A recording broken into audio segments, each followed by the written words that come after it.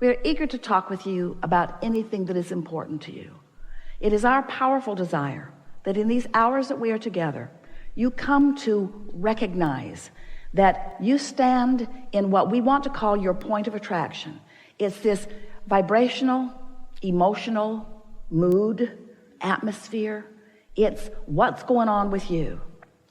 And if we can convince you that through life that you have a magnificent vibrational reality that has the potential of fully manifesting all the dollars you want, all the relationships you want, all of the material objects that you want, all of the conditions and circumstances and events and lifestyle, all of the lovely things that you want, that life has shown you that you would feel better in the having of, all of those magnificent manifestations can flow easily into your realization when you contour your mood or atmosphere in a way that does not oppose it. In other words, you can't want something that you doubt.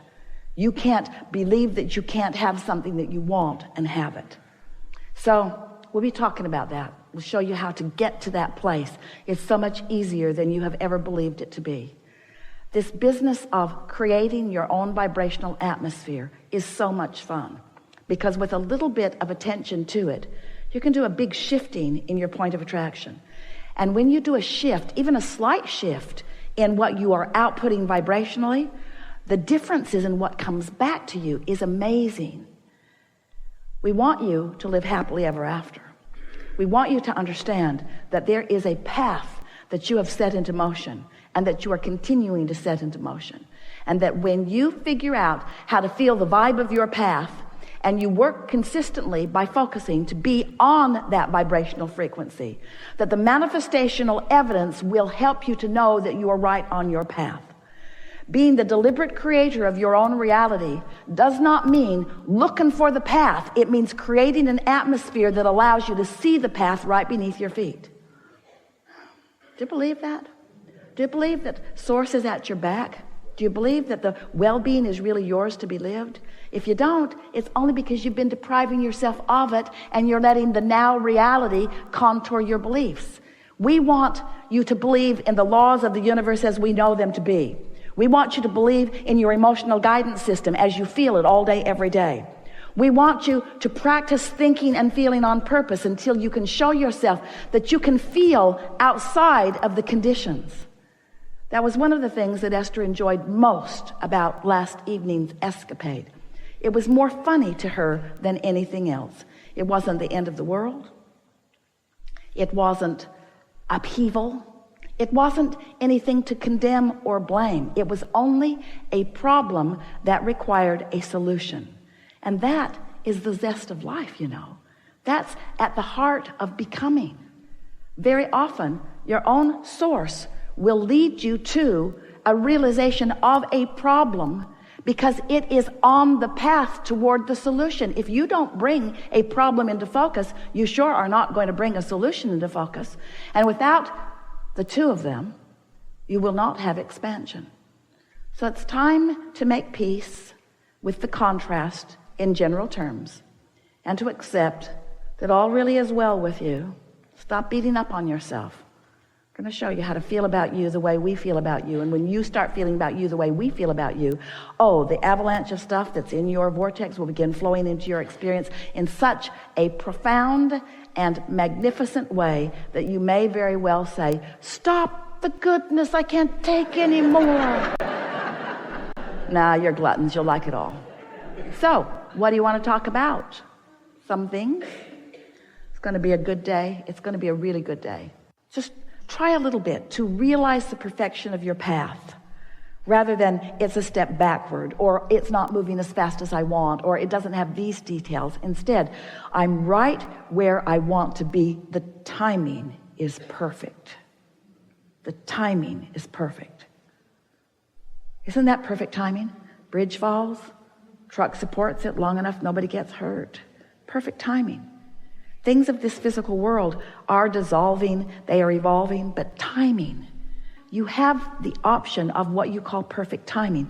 Timing, synchronization, rendezvous. Hear the harmony of those words. So the first harmony or rendezvous that you're seeking is that of source. Timing sometimes could be a condition. In other words, I need something to happen in such and such a time. You can turn timing into a condition that will bite you in the foot.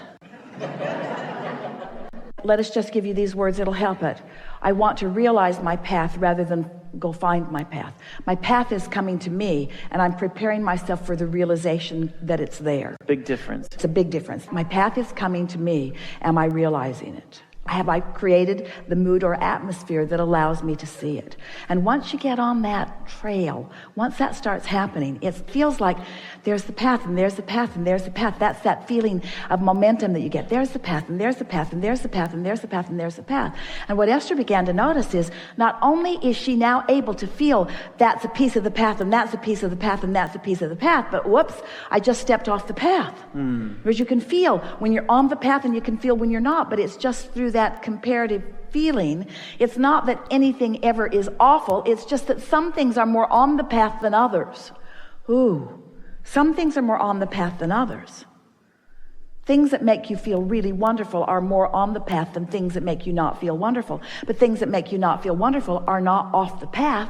It's just the things that really, really feel good are more on the path. You see? When Kate was little, Esther and Jerry played a game with her. Kate was really little. And the game was Kate would hide something in this big room, and then they would play hot and cold to find it. And she would say, you're getting warmer when they were getting closer to it, and you're getting colder when they would get further away from it. Jerry used to deliberately do the opposite, just to play with her, and she would say, colder, colder, colder, colder, colder, colder, colder, colder, colder, colder, colder, colder. It's colder, Jerry. You're getting colder, which means go the opposite way of where you're going. And if they would listen, since she knew where it was, if they would let her guide them with warmer, colder, warmer, colder, warmer, colder, they found it every single time. And that's how it is with your inner being. Your inner being knows where it is. But your inner being not only knows where it is, your inner being knows which path has the probability of satisfying the most things that are in your vortex. Sometimes the most direct route is what you think you want.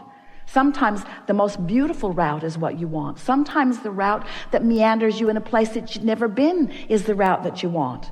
But your inner being always knows what you want and what the priorities in that vortex are, and is always guiding you to your greatest satisfaction every step of the way. You just got to practice this a little bit so that you can feel the vibe of the trail. By holding steady the vibration of where you want to be, so that when you step away from it, you feel colder, and when you step toward it, you feel warmer. By not moving around. When Jerry and Esther first met us, there was a couple that knew about Abraham, the only people that Esther allowed Jerry to tell about her weirdness. They were living in Phoenix, and so one night, Esther got an idea. You guys go hide somewhere in the area, and it's a 50-mile this way and 50-mile this way area. Go hide somewhere. We'll get Abraham to find you. And these are the rules. We won't quit till we find you. Nobody goes home till we find you, no matter how long it takes. That was the deal. So Wes and Nancy hid, and Jerry and Esther with Abraham are on the case. Now, Esther was not receiving fluidly like this. She was still just kind of grunting and pointing. They'd come to an intersection, and Esther would say, that way. And sometimes she'd say, it's clearly not that way, so go that way. And so they filled the car up with fuel twice that night. Ate many Snicker bars.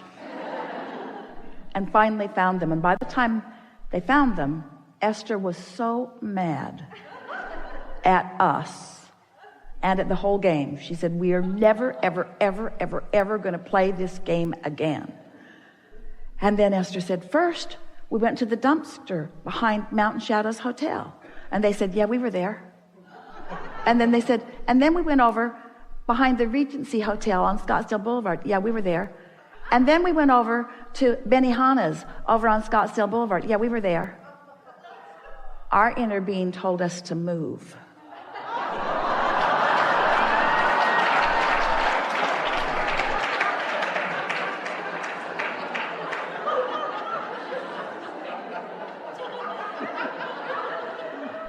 So what we're getting at is, you've launched these rockets. There's a trajectory in place before you even got into this physical body, and you've been contributing to it every day since. And there's a magnificent probability there for you.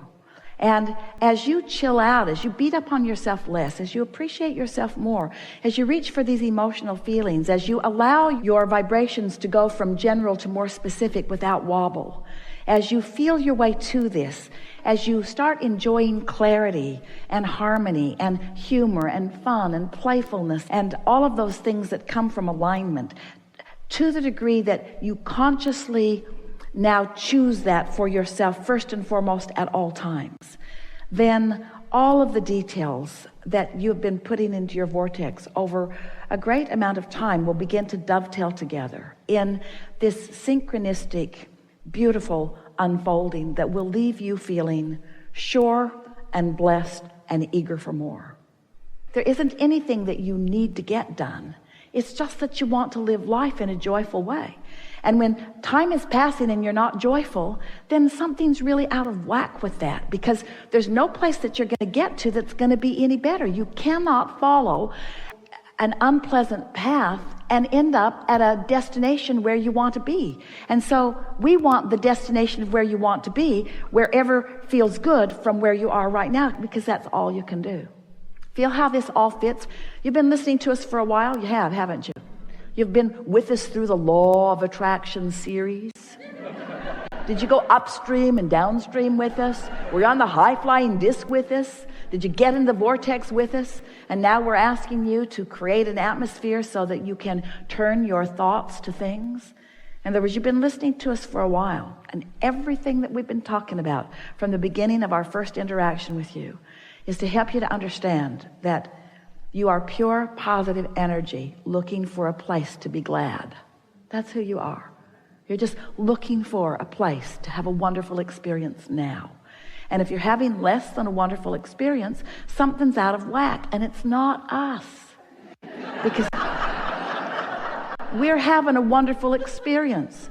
We're having a wonderful experience. And if you're not, it's because you're doing something different than we're doing. You're thinking differently about it, you see. You've got this figured out. Just be playful about it. And take score less of the time. Let the score that you take, if you must take score, be, how fun is this? Esther says to us every day that her favorite feeling is clarity. And then she'll say, or fun. I want to feel clear, but I like to have fun. And then she'll say, fun is my favorite thing. I love being playful or clear.